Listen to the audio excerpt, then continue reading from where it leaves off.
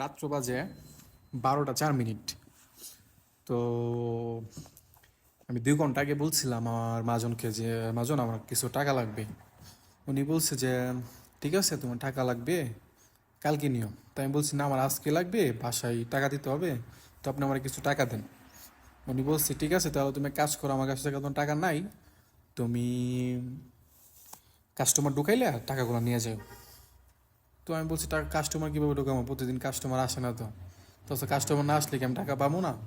উনি বলছে আল্লাহ খারিম, ইনশাল্লাহ তুমি পাইবা। উনি বলার পরে 10 মিনিট পরেই একটা কাস্টমার চলে আসছে। দেন আমি ফাইনালি 100 টাকা পাই গেলাম কাস্টমারের কাছ থেকে। তো থ্যাংক ইউ ভিডিওটা এতক্ষণ দেখার জন্য। ভিডিওটা ভালো লাগলে অবশ্যই লাইক কমেন্ট করবেন। আরেকটা কথা বলি, আল্লাহর কাছে সবসময় মন থেকে চাইবেন, ইনশাল্লাহ সব কিছু পাইবেন। যেমন আমি আজকে মন থেকে আল্লাহর কাছে চাইছি, আল্লাহ আমার কাছে শুধু টাকা হইতো হইতো হইতো, দেন আমি আমার কাছে হয়েছে।